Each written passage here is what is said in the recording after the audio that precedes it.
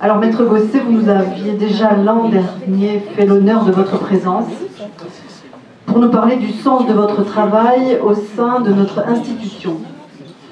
Alors, votre rôle dans notre hôpital est de défendre le respect des droits des patients hospitalisés sans consentement. Donc nous vous invitons pour la deuxième fois lors de ces journées éthiques à l'hôpital, aujourd'hui en compagnie de Madame Jaillet, afin de nous éclairer sur votre rôle, sur vos missions. L'intérêt de ces rencontres est en effet de pouvoir échanger sur nos missions respectives, comprendre les contraintes et les exigences de chaque professionnel impliqué sur le terrain, de définir quelle peut être la place et le rôle de chacun. Alors vous avez l'une et l'autre une connaissance approfondie des lois et des règlements qui encadrent la violence. Nos missions rencontrent des points de convergence. Nous nous efforçons ensemble de protéger les droits fondamentaux et la dignité des personnes. Nos métiers nécessitent compétences relationnelles et une bonne connaissance du fonctionnement humain. Nous rencontrons l'humain dans ce qu'il a de plus vulnérable, de plus fragile, mais aussi dans toute sa part d'ombre. Nous sommes confrontés à des situations à forte charge émotionnelle. Et enfin, nous avons à prendre des décisions dont les conséquences peuvent être très lourdes pour les personnes concernées. Il existe aussi des points de divergence et nous avons des contraintes différentes. Nous sommes soumis au secret médical, secret professionnel, punissable d'1 an d'emprisonnement et 15 000 € d'amende, article 226-13 du Code pénal. Je le souligne parce que le terrain peut parfois être glissant. Et il est parfois étonnant de voir comment certains professionnels du monde judiciaire chercheraient à obtenir des renseignements d'un patient sans passer par la saisie du dossier. Alors je vais vous laisser la parole. J'ai peu de connaissances en droit et je vais commencer par vous poser quelques questions qui paraîtront peut-être un peu candides, un peu naïves. Il nous est parfois difficile d'accueillir au CMP ou dans nos services des personnes auteurs de violences. Est-ce également votre cas, tout simplement? Je m'interroge sur votre façon d'appréhender la rencontre avec un auteur de violence. Comment envisagez-vous sa défense? Est-il plus facile de défendre les droits d'une victime plutôt que d'un auteur de violence? Quels sont les impératifs de votre éthique professionnelle? Je m'interroge sur votre objectif premier lorsque vous défendez un auteur de violence. Est-ce la recherche de la vérité? Est-ce aider à ce que le jugement soit le plus juste possible? Est-ce chercher des circonstances atténuantes en mettant en lumière le profil de l'agresseur, son passé? A-t-il lui-même été victime de violence ou de carences dans l'enfance? Comment intégrez-vous les expertises psychiatriques de vos clients dans votre défense? Recevez-vous au cours de vos études des formations pour mieux comprendre les comportements humains, les maladies mentales, les différentes personnalités, du normal au pathologique? Madame Jaillet, vous êtes substitut du procureur à Rodez, vous avez un rôle central dans le système judiciaire. Peut-être pourriez-vous, en introduction, nous expliquer quelles sont vos missions. Parmi celles-ci, je vous imagine diriger les enquêtes, puis lors des audiences, présenter les réquisitions, c'est-à-dire les peines que vous estimez appropriées pour les infractions jugées. Vous vous intéressez ainsi au profil de l'agresseur ou de la victime. Comment évaluez-vous la dangerosité des auteurs? Comment évaluez-vous la durée de la peine? Quelle fonction donnez-vous à la prison? Neutraliser les délinquants, les écarter de la société, éviter aux victimes de se faire justice, à moins que ce soit pour l'effet dissuasif. Enfin, comment intégrez-vous les soins pénalement ordonnés? Voilà, je vous laisse la parole. Je vais commencer. Vous m'entendez bien? Oui. Bonjour à tous. Donc Alexandra Gosset, avocate au barreau de l'Aveyron. Je fais à peu près 80% de droit pénal, tant pour les majeurs que pour les mineurs, le reste étant du droit de la famille, intimement lié parfois dans les dossiers avec le droit pénal.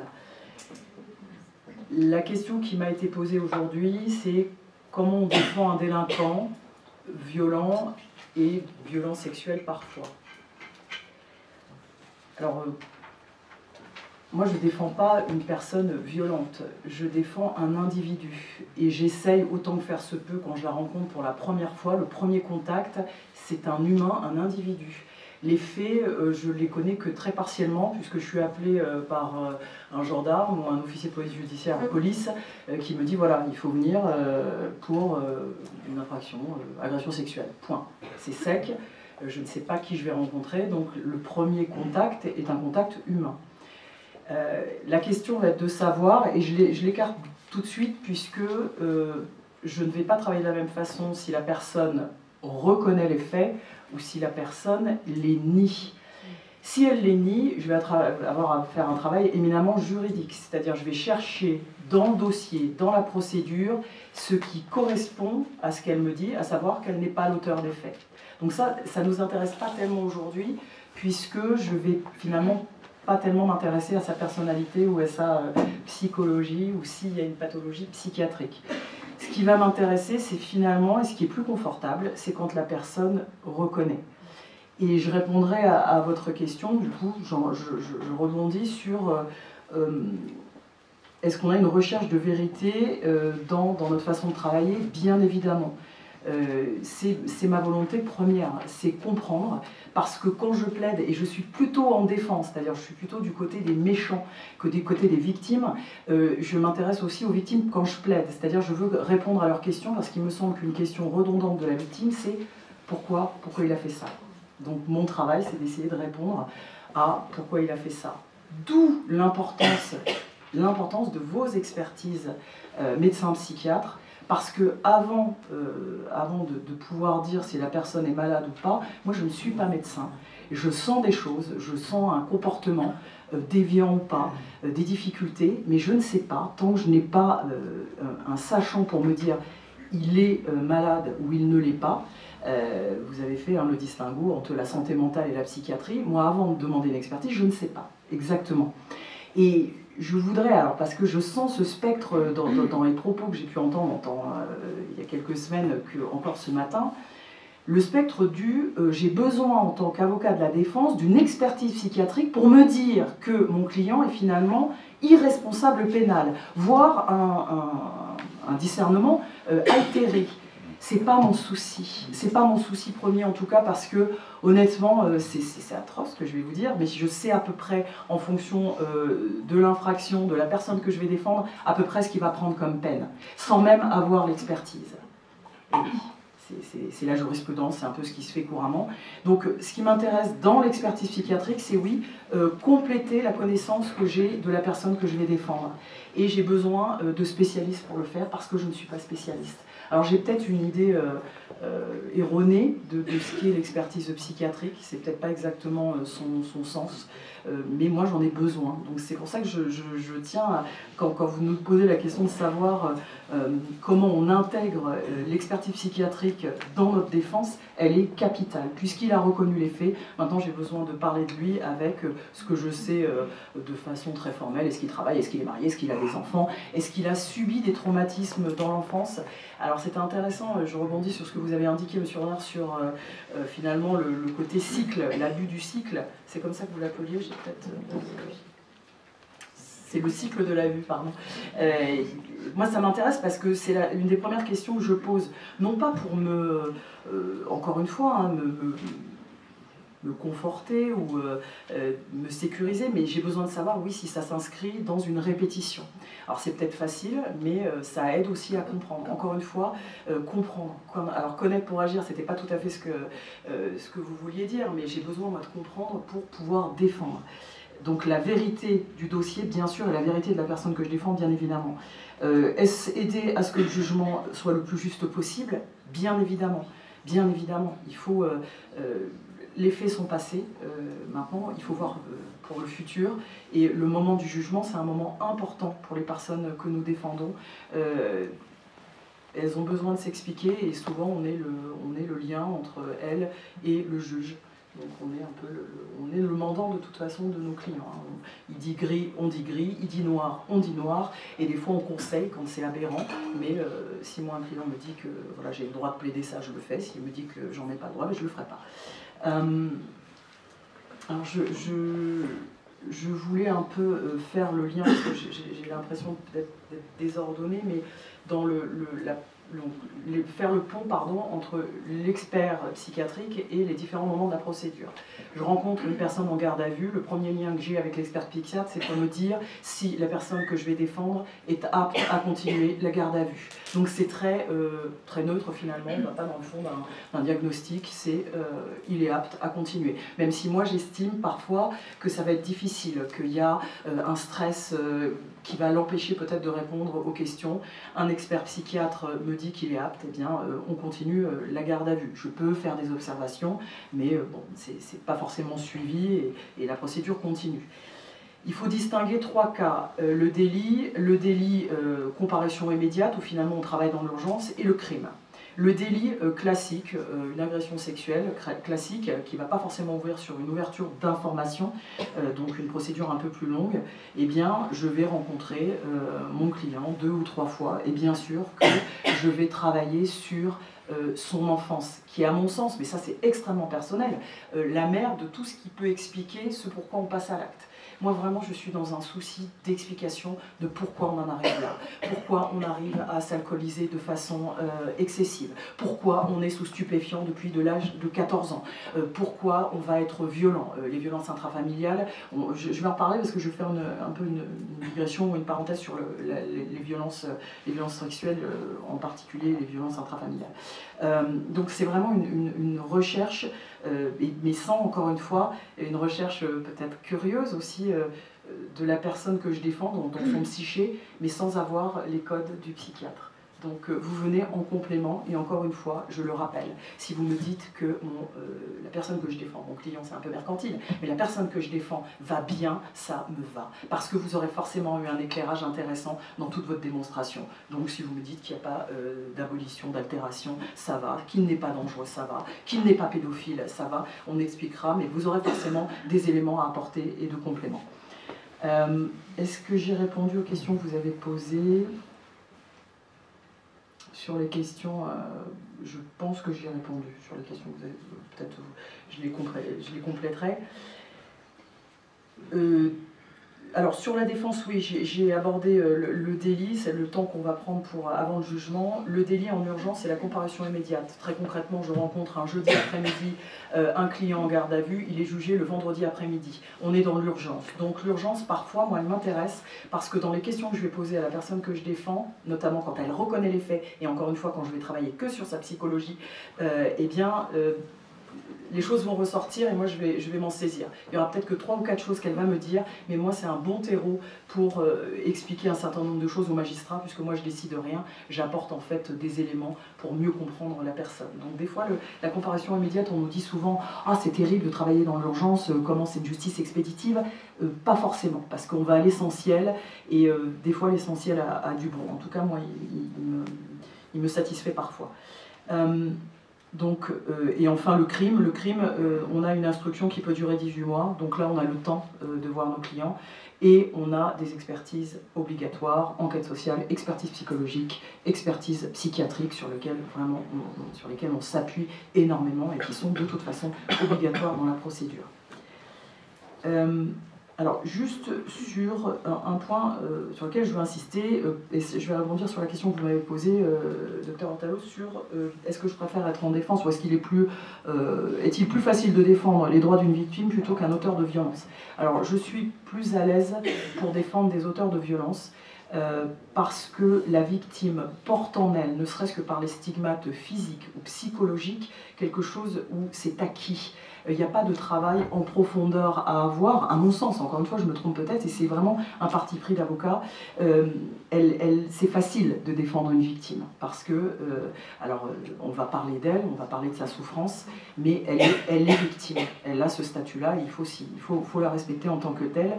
L'auteur est stigmatisé, forcément, c'est le méchant, c'est l'ordure, c'est le monstre. Et moi, mon travail, c'est d'atténuer et de distinguer les faits commis de la personne. Et ça, c'est donc, à mon sens, peut-être pas plus intéressant, mais en tout cas, je m'y retrouve mieux et il y a moins d'aspects alors je vais certainement utiliser le mauvais terme, schizophrénique, c'est-à-dire c'est très difficile d'être parfois victime et parfois auteur. Donc j'ai choisi mon camp, je suis plutôt dans le camp des auteurs. Pour autant, je vais intervenir, parce que je suis, je pense, très bavarde, sur le problème des victimes et des violences, et pour rebondir sur les propos de M. Renard. Ce que je constate, c'est que vous l'avez expliqué, on en parle beaucoup de ces violences, et violences sexuelles notamment, et finalement, c'est un goulot d'étranglement. Il me semble que, du point de vue juridique, les sanctions ne suivent pas, les peines ne suivent pas. C'est l'avocat de la défense qui le dit, mais il y a quand même des choses, moi, qui me semblent aberrantes. Je vous sors, enfin, j'ai un cas pratique. Semaine dernière, tribunal correctionnel pointe à pitre des faits d'agression sexuelle. C'est un viol qui a été correctionnalisé. Je m'explique. Le viol, c'est un crime passible d'une peine de 15 ans. On le correctionnalise pour le faire devenir, par un mécanisme juridique, on le transforme en agression sexuelle passible d'une peine maximum de 10 ans.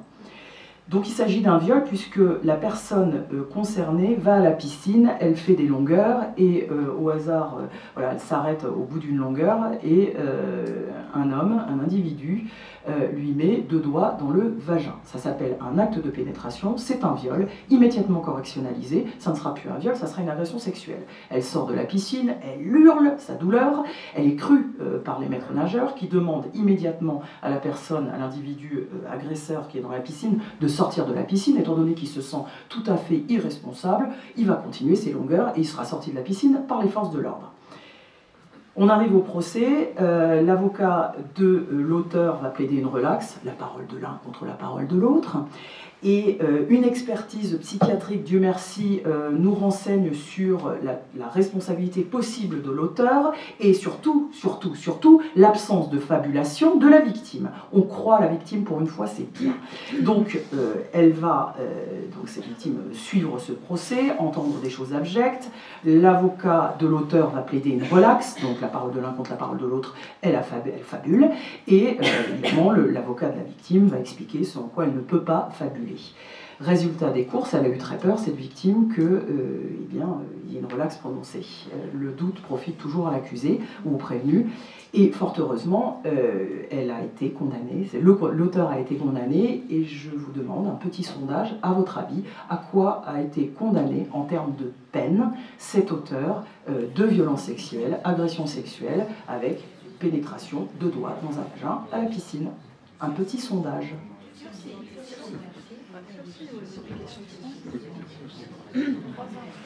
3 ans, levez la main, n'ayez pas peur. 3 ans de prison, du ferme, du sursis. C'est vraiment, c'est pas la crier, hein, mais vous avez une petite idée? 6 mois sursis, simple. 6 mois de sursis simple pour une agression sexuelle. Le substitut va réagir. Oui, il y avait peut-être pas beaucoup d'antécédents. Et une interdiction de la piscine, la dite piscine où il a commis l'infraction. Pas toutes les piscines de la Réunion, la piscine, la source, pour ne pas la citer, de Pointe-à-Pitre. Voilà comment on sanctionne une agression sexuelle, à mon sens grave, et voilà peut-être pourquoi on parle beaucoup, peut-être pas assez encore. Vous disiez, je crois que c'est les victimes au-delà de 60 ans, c'est 33% qui ne parlent pas. 33% qui parlent. Qui parlent, 33%. Donc 70%, 67% ne parlent pas. Donc est-ce que c'est dû au fait que finalement ça ne va pas être suivi des faits? Peut-être, c'est une autre question qu'on peut se poser. Mais par exemple, cet homme, il a été défendu par un avocat.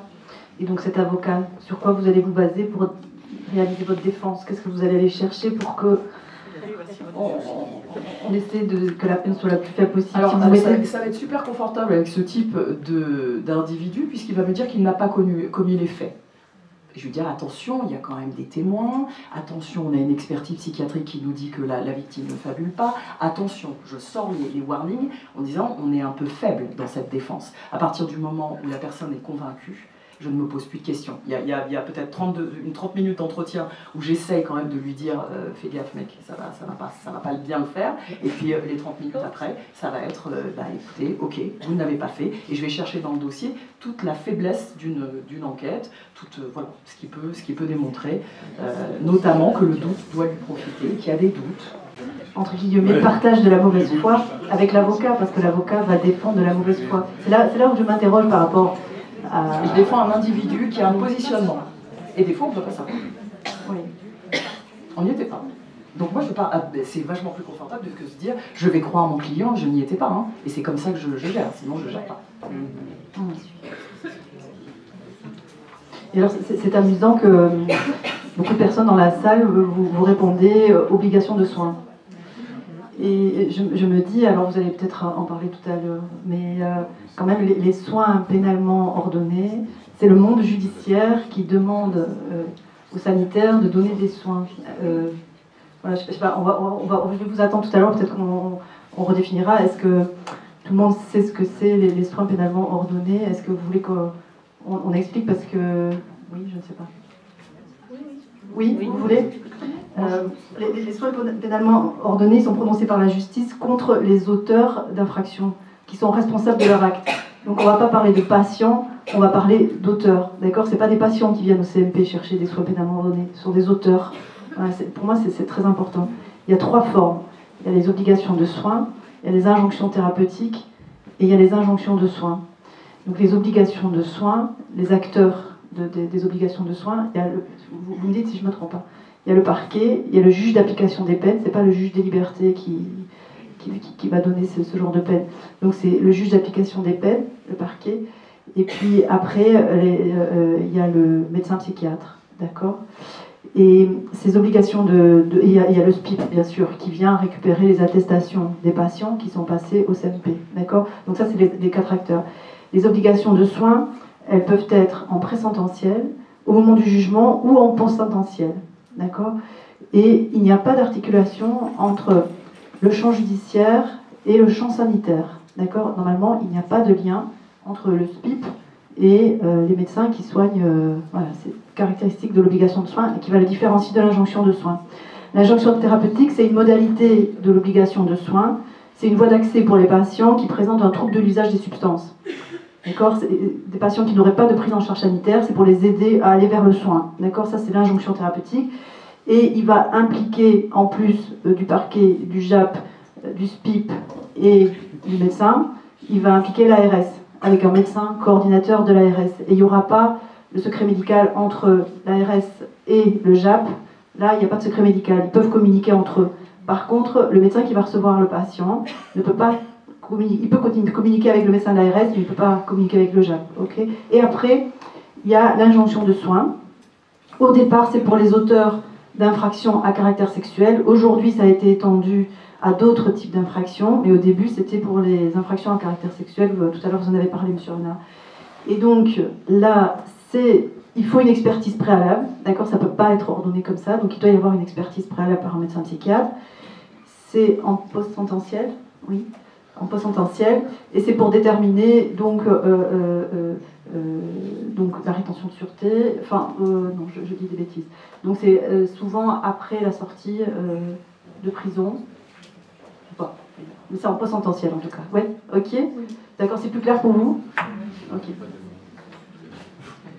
J'ai vraiment 2 mots pour terminer. Mais tu as le temps? J'ai le temps. Je parle très vite, c'est pas. Je rebondis sur la réflexion que vous avez eue, professeur, sur Foucault, avec l'expert psychiatre qui est l'un des boucs émissaires de la société. Pardon. L'expert psychiatre qui est le bouc émissaire de la société. J'ai vraiment été éclairée parce que moi j'attends beaucoup de l'expertise. J'ai une profonde admiration pour la psychiatrie, les psychologues, tout ce qui éclaire sur l'humain. Mais finalement, je crois que peut-être que, oui, je reconnais, hein, que ça me permet d'avoir... c'est plus facile finalement si j'ai un avis médical qui me conforte, qui me sécurise. Et peut-être que j'ai pas bien compris, et j'en prends conscience là avec, c'est super de discuter, que finalement c'est peut-être pas votre rôle. J'attends de vous quelque chose peut-être qui n'est pas votre rôle, et encore cette distinction santé mentale et psychiatrie. Donc voilà, que chacun assume ses responsabilités. Je crois qu'on les assume, hein, mais c'est vrai que moi je vois au travers de tout ce que j'entends aujourd'hui que j'attendais beaucoup du psychiatre qui n'est pas, qui peut pas, c'est pas, voilà, j'y vois une science exacte qui ne l'est pas.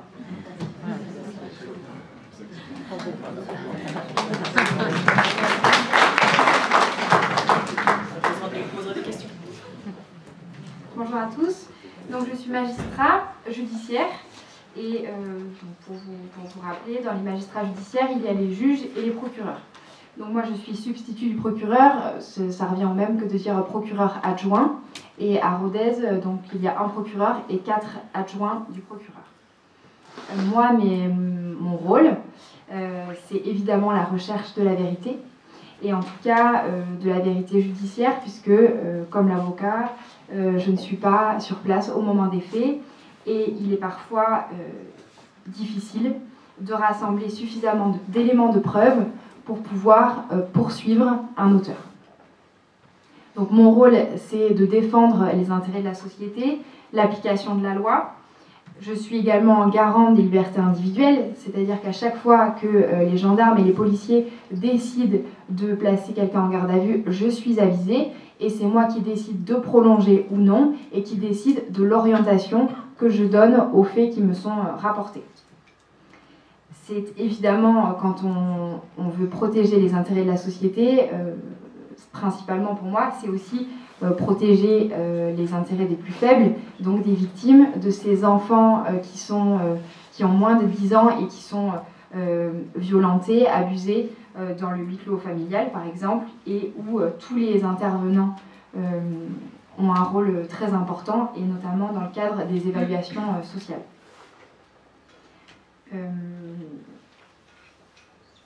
Je voudrais insister sur le fait que je pense vraiment que les magistrats prennent leurs responsabilités et ce qui nous importe, c'est d'avoir une connaissance la plus fine possible des individus que l'on a en face de nous et notamment ceux que l'on souhaite poursuivre pour apporter une réponse qui soit la plus adaptée possible. Et notre prise de responsabilité, elle passe évidemment par exemple la privation de liberté, mais il y a aussi la prise de responsabilité quand on décide d'une interdiction de contact entre deux conjoints, par exemple, puisqu'on estime que c'est le seul moyen de mettre un terme aux violences et contre leur gré. Ce qui est quand même une situation qui peut être très mal vécue, et qui est une responsabilité tout à fait importante, et peut-être que c'est un peu moins mis en évidence parfois. Et on peut donc aussi imposer à certains auteurs de travailler, ou en tout cas de rechercher un travail ou une formation et d'en référer au SPIP, d'engager des soins, et ces soins pénalement ordonnés, ils ne sont pas ordonnés à la médecine, ils sont ordonnés à l'auteur. Et en fait, ma mission, c'est de prévenir au mieux la récidive. Si j'impose, moi ou un juge, puisqu'il y a différents cadres, que l'auteur respecte une obligation de soins, c'est-à-dire que je lui demande d'aller vers les soins, d'en justifier. Dans mon idée, c'est éventuellement de créer un déclic. Et s'il ne respecte pas cette obligation de soins, même si j'ai bien conscience que s'il n'y a pas ce caractère volontaire, on ne peut pas aller très loin, mais en tout cas, si on n'essaye pas, on ne peut pas savoir. Et s'il ne respecte pas cette obligation de soins, je peux en tirer des conséquences et par exemple révoquer un sursis qui est attaché à cette obligation de soins. L'obligation de soins, elle peut être prononcée donc en présententiel, c'est-à-dire à l'issue de la garde à vue. J'estime qu'avant l'audience, il y a un risque que l'auteur soit en contact avec la victime, il y a un risque au vu de ses addictions, de sa manière de réagir, qu'il y a par exemple un nouveau passage à l'acte avant l'audience. Donc ce contrôle judiciaire, je peux l'assortir d'une interdiction de contact, d'une obligation de soins. Si la personne, quand bien même elle est très réticente aux soins, elle a pris la peine d'aller 1-2 fois voir un addictologue ou un psychologue ou un psychiatre selon les faits qui lui sont reprochés, moi, dans mes réquisitions à l'audience, je démontre l'infraction et je tiens compte aussi de ce que la personne a fait pendant ce temps de contrôle judiciaire. Et je peux considérer que si la personne commence même une petite prise de conscience ou a fait cette démarche de soins, on peut en tirer des conséquences, que le sursis soit plus important par rapport à la peine ferme, que le sursis simple soit parfois suffisant puisque j'estime que la personne d'elle-même va mettre en place ses soins. Voilà. Et donc il y a différents cadres pour ces obligations de soins, et après le tribunal peut prononcer donc une obligation de soins dans le cadre d'un sursis probatoire, c'est-à-dire par exemple 1 an assorti d'un sursis probatoire pendant 2 ans, ça veut dire que pendant 2 ans la personne doit respecter des interdictions et des obligations. Si elle ne les respecte pas, ou si elle commet une nouvelle infraction, le tribunal peut révoquer, lorsqu'elle est saisie des nouveaux faits, les 1 an assorti du sursis probatoire. Mon rôle, donc, c'est évidemment de suivre toutes les enquêtes qui sont réalisées en Aveyron et dans le dialogue et dans la direction d'enquête avec les forces de l'ordre, d'apporter des éléments sur les faits, des éléments de preuve sur la caractérisation des faits, mais aussi sur la personnalité de l'auteur présumé. C'est aussi le parquet qui reçoit tous les signalements dont on a pu parler précédemment, et ma mission est de déterminer si une évaluation sociale, une enquête pénale est nécessaire, et en tout cas de suivre l'ensemble de ces situations où on estime que des mineurs sont en danger. Au terme de l'enquête qui est réalisée, je décide d'une orientation du dossier. L'orientation, elle se fait en fonction de la gravité des faits, des antécédents de la personne, de sa situation sociale et de ses facteurs d'insertion. Et je prends en compte également la reconnaissance des faits, puisque la justice considère qu'une reconnaissance des faits est un indicateur favorable pour éviter la récidive. En tout cas, la prise de conscience de la situation indique en général qu'il y a un moindre risque de récidive. Et une fois que j'ai orienté mon dossier, donc il y a les alternatives aux poursuites, il y a les convocations en audience, il y a les comparutions immédiates quand j'estime que les faits sont graves et où le risque de fuite ou de réitération est très important. Donc il n'y a pas de temps de latence entre la garde à vue et la présentation devant le tribunal. À l'audience, je démontre la caractérisation des faits et au besoin, si j'estime que lors de l'audience, il n'y a pas assez d'éléments pour affirmer que l'infraction a été commise, je demande la relaxe au tribunal, qui peut ou non me suivre, et je demande une sanction si j'estime que les faits sont caractérisés. Et là, je tiens compte évidemment des faits, de tous les éléments de personnalité qui sont apportés également par une enquête sociale rapide qui est réalisée par le SPIP, le service d'insertion et de probation, et je tiens compte aussi de l'expertise psychiatrique qui a pu être réalisée précédemment. Soit cette expertise psychiatrique est nécessaire, c'est-à-dire que toutes les infractions de nature sexuelle imposent qu'une expertise psychiatrique soit réalisée avant l'audience, soit j'estime qu'elle a été nécessaire parce que l'avocat a pu me dire il y a quelque chose qui ne va pas, que les policiers ou les gendarmes m'ont dit on pense qu'il n'a pas toutes ses facultés ou qu'il y a eu une question dans le discernement au moment des faits, je peux décider ou non de réaliser cette expertise, de demander que cette expertise psychiatrique soit réalisée, parfois dans un temps très contraint, puisque 48 heures de garde à vue et l'audience qui suit immédiatement, d'où parfois des petites tensions.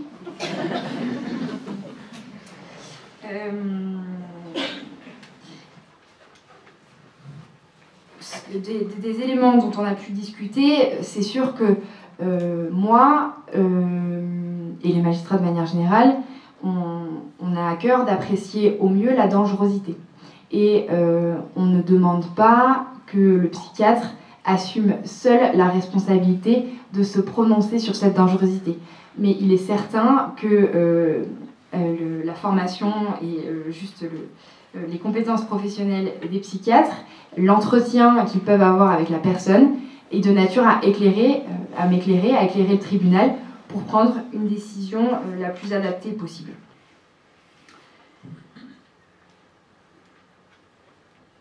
On a parlé ce matin de l'importance du contexte, en tout cas l'importance du contexte pour les psychiatres dans le cadre du suivi ou des expertises. De la même manière, avocat, magistrat, on ne prend pas seulement des faits en considération, mais un contexte, une personnalité qui sont de nature à éclairer le tribunal. On évalue aussi la dangerosité à travers le casier judiciaire, puisqu'on estime que si plusieurs avertissements ont déjà été donnés par la justice et que d'autres faits sont commis, ça veut dire que le risque de récidive ne diminue pas avec le temps et avec les divers avertissements. Et la dangerosité, elle repose aussi sur les addictions, sur la situation personnelle en fonction des facteurs d'insertion, de la présence de facteurs d'insertion ou non. Pour ne pas oublier d'éléments importants,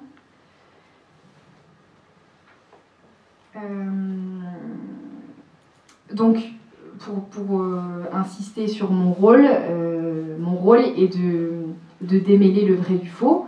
On a parfois des dossiers effectivement où c'est la parole de l'un contre la parole de l'autre, mais on a aussi un certain nombre d'éléments qui peuvent nous apporter des éléments de preuve.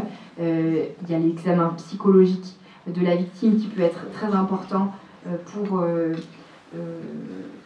mettre en avant par exemple certains stigmates ou une structure de la personnalité de la victime, s'agissant notamment de la qualité de son récit, ce genre d'éléments. On est aussi parfois confronté, même si c'est en marge, à des situations de manipulation des enfants, donc ça aussi c'est à prendre en compte. Et pour insister donc sur ces obligations de soins, parce que j'étais tout à l'heure dans le public et j'ai vraiment senti de grandes incompréhensions, ou en tout cas des questionnements sur ces obligations de soins. On a bien conscience que ça ne fait pas de miracle. On fait avec les outils qui sont prévus par la loi et même si ça peut paraître naïf, en tout cas la justice essaye de voir s'il y a un déclic qui peut être créé. On sait très bien que 50% des infractions sont commises sous l'influence de l'alcool ou des stupéfiants. S'il n'y avait pas cette consommation-là, tout le monde aurait moins de travail. Et donc c'est un indicateur très important de la nécessité de se tourner vers les soins. Insister sur le fait que aujourd'hui, il y a en détention des personnes qui relèvent principalement du soin. Peut-être que vous avez le sentiment que dans vos structures, il y a des personnes qui relèvent davantage de la prison. Et c'est aussi l'occasion de ce genre de journée pour en échanger. Vous rappelez que l'expertise psychiatrique qui est réalisée pour l'audience peut être écartée par le tribunal si le tribunal estime qu'il y a d'autres éléments qui doivent être pris en compte. Le tribunal peut décider de ne pas retenir l'altération qui a été prononcée par l'expert psychiatre. Et quand quand l'altération est retenue, ça entraîne une diminution de la peine encourue.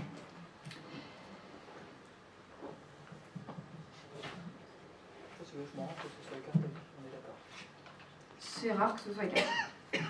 Ça dépend de la qualité de l'expertise. C'est ça. Donc Ça doit être ça. je rappelle que ce dont vous parlez, ça s'appelle l'expertise présententielle, qui est donc l'expertise qui permet de déterminer si l'article 122.1 s'applique, c'est-à-dire n'est pas pénalement responsable la personne qui, au moment des faits, présente une abolition de son discernement ou du contrôle de ses actes. D'accord. Et puis dans l'expertise présententielle, il y a aussi la notion de dangerosité et puis la notion de possibilité aussi après d'aller vers une injonction de soins. Est-ce qu'il y a autre chose est-ce qu'il est accessible à une peine? Voilà.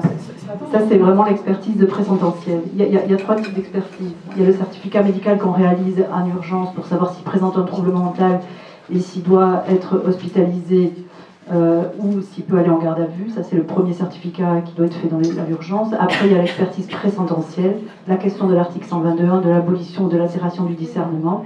Et après, il y a la post-sententielle qui va déterminer après la suite, quoi. Juste, je peux poser... En fait, je voulais poser une question, c'est pas bien. Ce matin, vous avez fait la différence entre la dangerosité pénale et la dangerosité psychiatrique. Alors, la dangerosité criminologique et la dangerosité psychiatrique. Mais la dangerosité psychiatrique, c'est le risque de passage à l'acte qui est lié principalement à un trouble mental. et qui est notamment liée soit au mécanisme, à la thématique des idées délirantes. Voilà, si je suis persuadée que je suis influencée par des forces, sauver le monde, je dois tuer la personne qui est en face de moi. Ça, c'est vraiment la dangerosité psychiatrique qui est liée au trouble mental. La dangerosité, alors c'est sûr que la dangerosité psychiatrique, elle est en lien avec le trouble mental, mais aussi en lien avec des antécédents de passage à l'acte, avec le fait d'être un homme, avec le fait d'avoir des comorbidités, un trouble de personnalité, les épidéphènes avec des traits antisociaux, d'avoir des consommations de substances. Le déni des troubles, ça fait partie vraiment de la dangerosité psychiatrique, le fait de ne pas reconnaître qu'on est atteint d'un trouble mental et qu'on nécessite de soins, le fait d'être aussi de ne pas avoir des soins, ça c'est la dangerosité psychiatrique. La dangerosité criminologique, j'espère que je ne dis pas de bêtises. L'une entraîne l'autre ? Alors non, mais la dangerosité criminologique, c'est vraiment beaucoup plus vaste. C'est le fait pour un individu d'être dans une société où il n'a pas intégré les normes sociales, où il est seul, où il n'a pas de profession, où il n'a pas de famille soutenante, où il a des antécédents de passage à l'acte, de carences affectives, de violences dans son enfance, etc. Voilà, c'est caractérisé par des indices qui sont révélateurs d'une probabilité de commettre une infraction. Voilà, pour nous, c'est très différent, ça, j'ai l'impression. Et dans l'expertise présententielle, il faut vraiment, à mon avis, je n'en fais pas encore, mais il faut vraiment, à mon avis, que soit bien écrit le concept de dangerosité psychiatrique. C'est ça l'intérêt. Et j'ai l'impression que quand vous les demandez, parce que vous ne les demandez pas tout le temps, parce que c'est ce que vous me disiez, c'est que c'est une petite part, c'est que vous subodorez. C'est pour ça que je vous posais aussi la question en introduction de savoir par rapport aux formations que vous avez. Parce que j'imagine qu'à un moment donné, subjectivement, comme tout citoyen, vous allez sentir que cette personne, elle présente un trouble psychique. Mais voilà, c'est parce que vous vous dites, bah, là peut-être que ça glisse un peu, je ne sais pas trop, et c'est comme ça que vous allez demander cette expertise. On n'a pas de, alors, pour les avocats, je réponds vite, on n'a pas de formation en tant que telle, et c'est extrêmement regrettable. Les magistrats sont vachement mieux formés que nous, je le reconnais. On est mieux formés, et en même temps, nous, en fait, on ne voit pas directement les gens.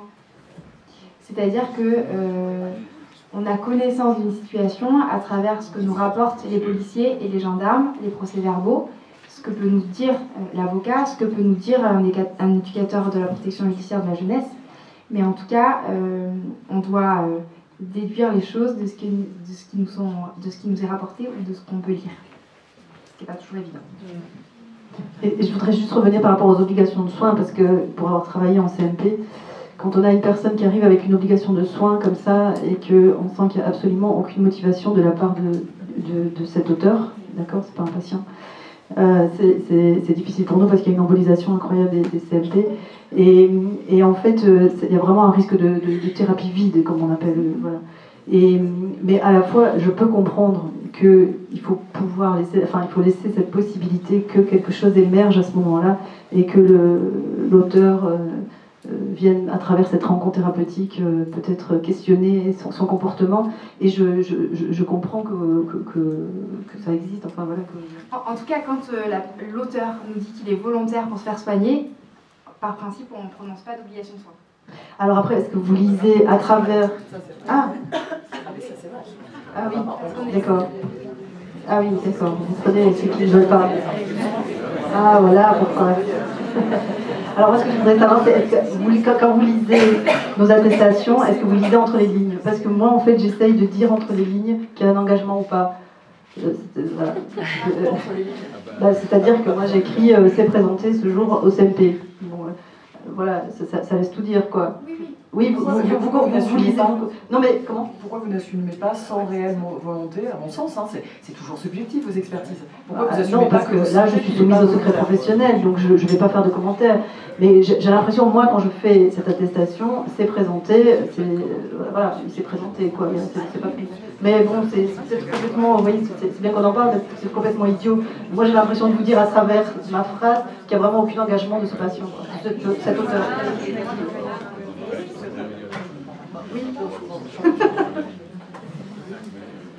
Juste sur le travail de l'avocat dans le cadre de l'obligation de soins, il est de très mauvais ton, en tout cas en défense, de plaider que finalement on sent que notre client patient ne va pas adhérer aux soins, c'est déjà négatif. Il y a quand même une sacralisation du soin et de ce que ça peut apporter. Donc on ne va pas plaider, laisser tomber. C'est pas la peine de prononcer une obligation de soin, il ne les respectera pas et puis il n'est pas motivé. Ça, c'est très, ça on ne peut pas le faire, ça c'est pas bien, même si on le force.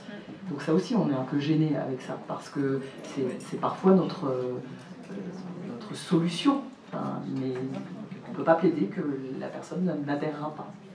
Et alors, juste une dernière fois, tout à l'heure, vous avez dit que quand vous allez plaider, vous essayez de mettre en lumière les carences affectives, les traumatismes de l'enfance. Est-ce que vous avez l'impression, donc, que de dire ça, ça va faire en sorte que sa peine sera minorée? Enfin, elle sera moins importante? Oui et non. Oui, bien sûr, je le fais un peu dans cet esprit-là. Mais ça marche? Mais c'est une façon d'expliquer aux victimes, encore une fois, je plaide pour des auteurs, mais j'ai aussi des victimes qui sont présentes et j'ai besoin de leur expliquer que la personne qui les a agressées n'est pas forcément un monstre, ou alors qu'il y a des antécédents. D'accord, c'est surtout faire baisser la peine, je ne sais pas si ça, vraiment, si ça, on parle en termes de mois, d'années, c'est pas non plus spectaculaire. L'enfance, malheureusement, même si elle a de graves conséquences, elle n'influe pas forcément sur la peine systématique. Très bien. Est-ce que vous voulez rajouter quelque chose ou bien on peut passer aux questions? Est-ce que vous avez des questions? Oui, monsieur Cormier.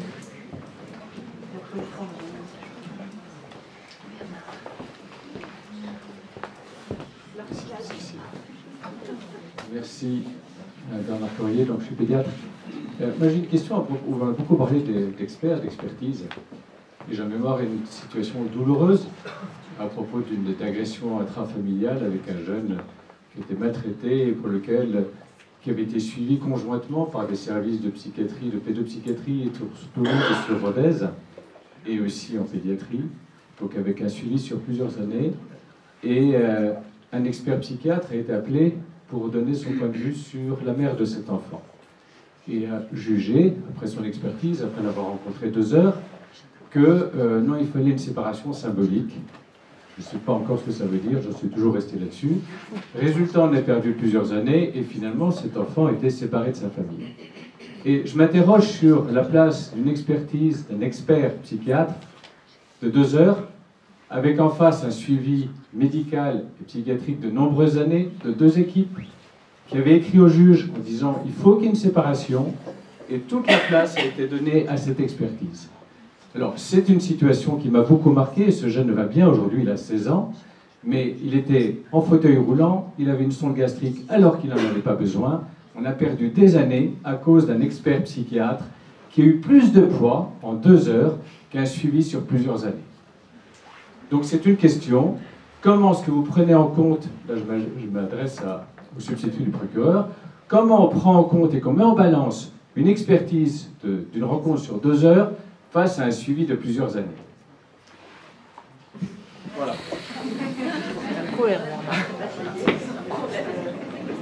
Pardon, la sonde gastrique inutile, c'était un syndrome de Munchausen? C'est un syndrome de Munchausen. Cet enfant a 15 ans, il marche, il n'a plus de fauteuil roulant, il s'alimente normalement, il a une scolarité qui est correcte, il vit une adolescence normale.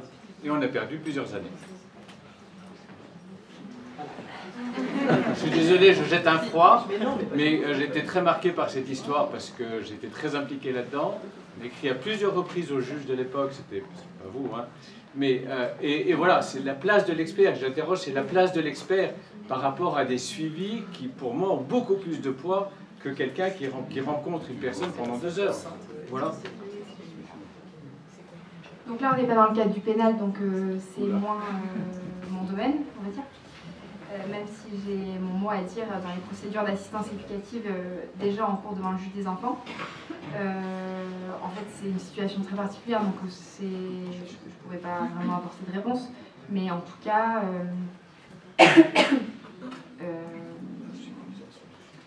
il y a la possibilité de faire réaliser plusieurs expertises psychiatriques quand la situation n'est pas très claire, et je crois savoir que cette situation, c'était pas simple. Oui, mais moi je veux simplement dire, même si c'est pas le domaine, c'est-à-dire que j'imagine, là, dans le cadre d'une agression sexuelle, que quelqu'un soit suivi pendant des années dans un service, et qu'on fasse la même chose, c'est-à-dire qu'on dise, tiens, on appelle un expert, parce qu'on a besoin, et c'est lui qui a la connaissance. Et j'interroge, quel est à ce moment-là l'intérêt d'un expert par rapport à une personne qui serait suivie depuis des années pour déjà des actes délictueux? C'est ça qu'en fait j'interroge. Donc on peut le transposer dans ce qu'on vient d'aborder ce matin. Ah ben, il y a une recherche d'objectivité par une personne de l'extérieur qui ne connaît pas la personne et qui prend une photo à un moment donné. Ça, c'est la différence entre l'expert qui réalise l'expertise et le suivi réalisé. Peut-être que Gérald, tu veux dire quelque chose par rapport à ça, parce que c'est l'objet d'une discussion. Mais c'est bien ce que je tentais alors de façon un peu délicate d'amener ce matin, c'est la question, est-ce que c'est possible de faire une photo en psychiatrie? Voilà. Enfin, est-ce qu'une photo est possible en psychiatrie? Une photo est possible quand on doit faire, voir s'il y a une pneumonie ou pas. On fait une radiographie et ça marche très bien. Mais en psychiatrie, malheureusement, la photo, elle va être dépendante de tellement de facteurs qu'elle risque d'être au mieux floue, au pire ne pas refléter la réalité. Et donc la question, c'est de pouvoir se baser sur quelque chose où on doit déployer, étayer l'expertise par tout un recueil d'éléments, de vécu, notamment auprès des équipes soignantes. La grande difficulté que l'on peut entendre, c'est que parfois les mêmes équipes qu'on a envie de convoquer nous disent attention, secret médical, on ne parlera pas. Non mais je le dis parce que il faut, autant j'ai envie de jeter l'opprobre un tout petit peu, vous l'avez compris, sur le rôle d'expert, en tout cas de le nuancer, et moi je trouve qu'une bonne expertise, c'est quelque chose qui laisse sujet à interprétation. Si la vérité est dans l'expertise, moi je la jette à la poubelle, je ne suis pas juge, mais j'en reçois parfois parce qu'on me demande une contre-expertise. On me dit voici ce que. Et si la vérité est assénée de façon très très méthodique, c'est très problématique en tant que psychiatre. Vraiment. Je me dis, mais quelle audace d'écrire des choses avec autant de force, alors que la personne n'était pas là au moment des faits, enfin, c'est ce que vous avez évoqué tout à l'heure, et on dit non, je suis sûr que cette personne a ou n'a pas commis. Enfin, bon, bravo. Mais quand bien même l'expert écrirait ça, le magistrat n'est pas lié par ce qui est écrit. Évidemment, non, on est bien d'accord, hein, heureusement. Et, les magistrats peuvent contrecarrer, c'est bien le rôle, la valeur d'une expertise comme celle-là. Mais je trouve que l'autre chose est, dis-moi quel expert tu convoques, je te dirai ce que tu attends comme réponse de la part de l'expertise. Et ça, c'est Isabelle Stengers qui parle de ça par rapport à des questions hors psychiatrie, mais je trouve que c'est quand même terriblement important aussi. Moi, enfin, en Belgique, on sait bien les experts qu'on doit convoquer si on veut avoir plutôt un avis de déresponsabilisation par rapport à un fait. Et donc voilà, et donc je trouve qu'il y a cette dimension-là. Mais aujourd'hui, malheureusement, notre société, elle pense, enfin, je trouve qu'il y a un discours, alors, peut-être porté non pas par les éminents représentants du monde judiciaire ici, mais il y a parfois l'idée qu'on va pouvoir avoir la vérité grâce à la convocation de quelques experts.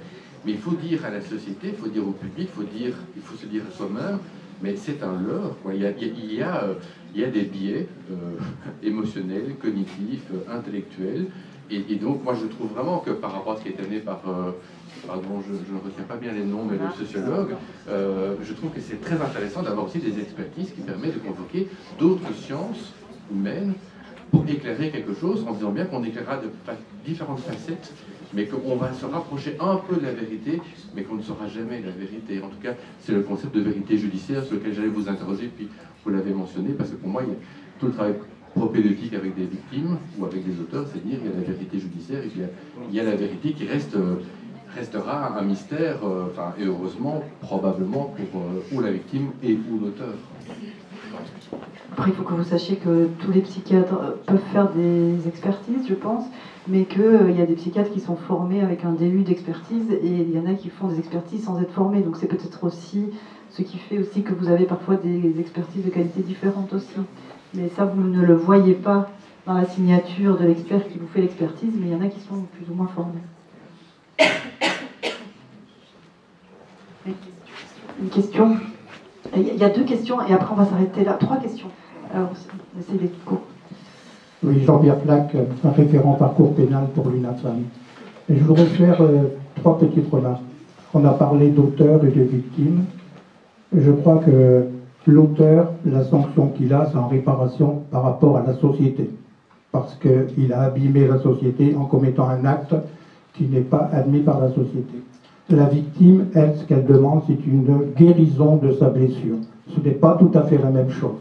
Donc en fait, guérir effectivement, la souffrance d'une victime, c'est beaucoup plus difficile et beaucoup plus délicat. Parce que donner une sanction à un auteur, finalement, c'est relativement facile. On a un barème, on a tout pour.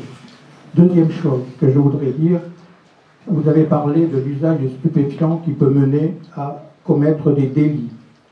Est-ce que vous analysez si l'usage des stupéfiants est fait dans des conditions normales, c'est-à-dire sans pathologie de la personne, ou si la personne fait l'usage de stupéfiants parce que sa maladie psychique le conduit à utiliser des stupéfiants pour atténuer sa souffrance? C'est un point important. Il y a eu même, à un moment donné, la chronique qui a été défrayée parce que monsieur le ministre Dupond-Moretti, par rapport à une histoire, il voulait effectivement ne pas considérer que l'usage des stupéfiants peut être induit par la pathologie d'une personne. Voilà. Voilà ce que je veux dire. Puis maintenant, troisième point, qui elle me chagrine tout le temps, c'est que dans les médias, à chaque fois qu'il y a un délit qui est commis, on stigmatise les malades psychiques en disant oui, mais il était suivi par les psychiatres, il était suivi. Ça, je dirais, c'est vraiment révoltant. Et c'est vraiment heurtant parce qu'on stigmatise des personnes. Ça veut dire qu'on parlait de la dangerosité, c'est que d'office, moi j'ai des enfants qui sont schizophrènes, je ne les considère pas que demain ils vont être des assassins.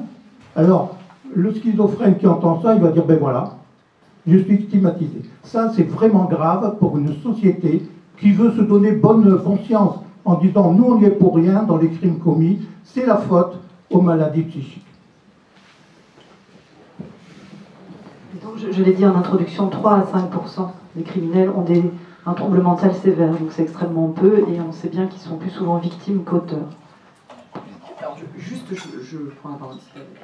Pour le troisième point, là, il s'agit du média. Comment on communique. Moi, je cautionne pas le fait qu'on stigmatise un malade psychiatrique en disant voilà, parce qu'il est schizophrène, il a commis tel type d'acte. Hein. C'est pas du tout. Là, vous avez des juristes, on n'est pas du tout dans le média.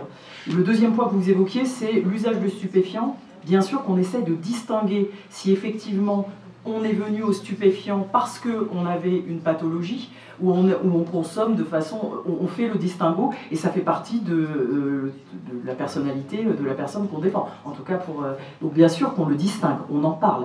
On explique ce pourquoi, toujours cette vérité du dossier, cette vérité, comment on en arrive à consommer du stupéfiant. Et à un moment, on distingue la consommation festive, où on tourne dedans parce que l'addiction vient, de la consommation qui est suite, oui, à une histoire de vie. Je ne sais pas si j'ai répondu à votre question, mais bien sûr qu'on le distingue.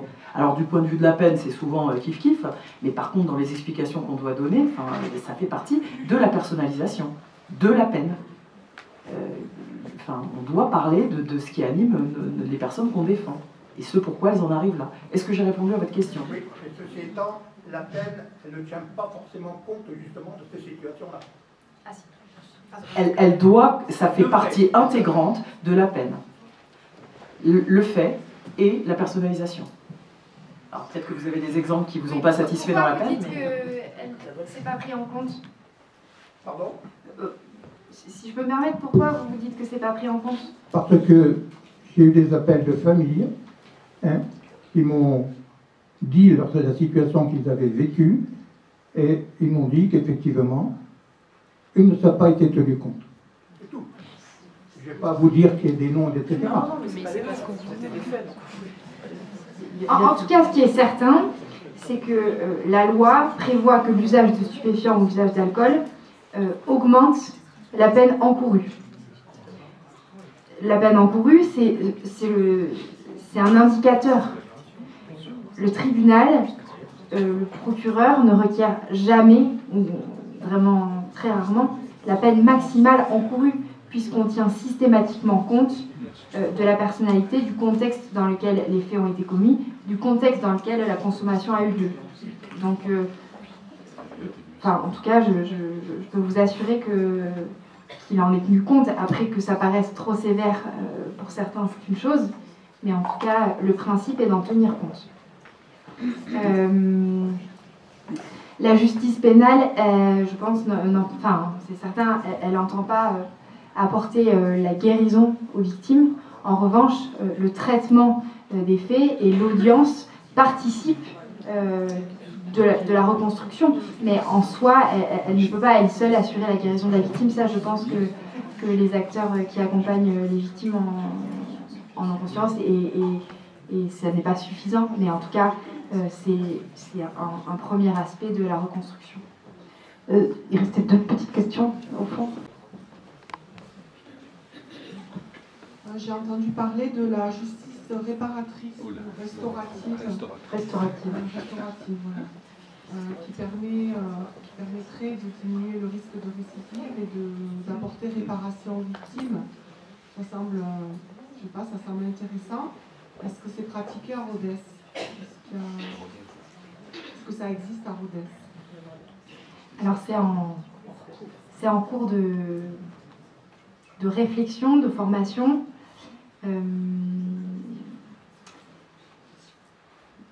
Il existe quand même déjà, par exemple, des groupes de parole pour les auteurs de violences conjugales.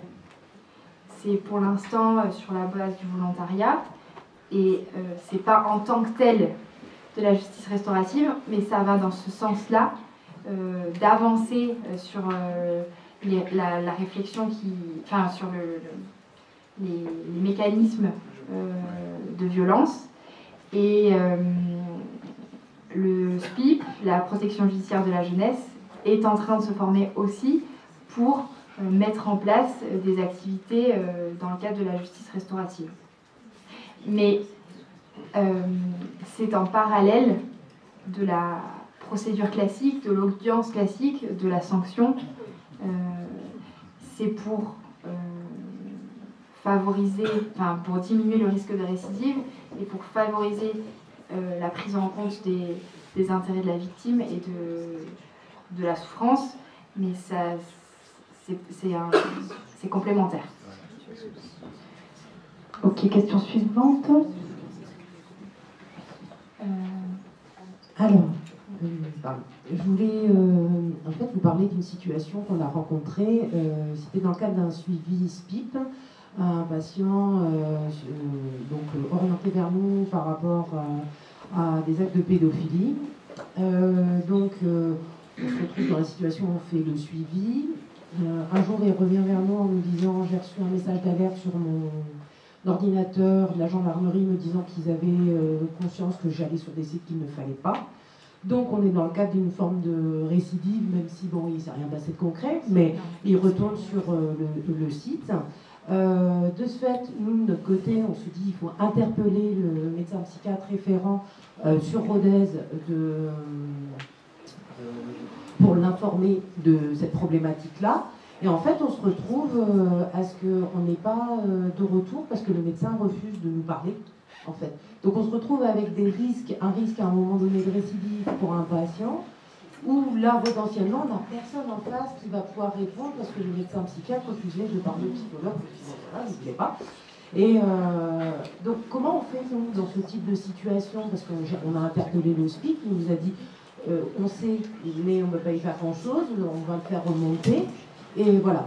Donc, en fait, ma question, c'est lorsqu'on est dans des situations comme ça, où il y a des obligations de soins, où en fait, on va faire ce travail qu'on nous demande, on accompagne cet auteur, et qu'à un moment donné, il y a des choses qui se passent où là, il était toujours en sursis, le monsieur, donc il aurait pu se passer quelque chose par rapport à ça.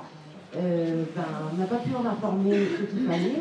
Donc comment on peut faire pour faire en sorte qu'au moins ce suivi, déjà bon, le langage, tout ça on le suit, mais c'est du sens, quoi, qu'à un moment donné, on puisse aussi communiquer. Donc voilà. C'est ça ma question.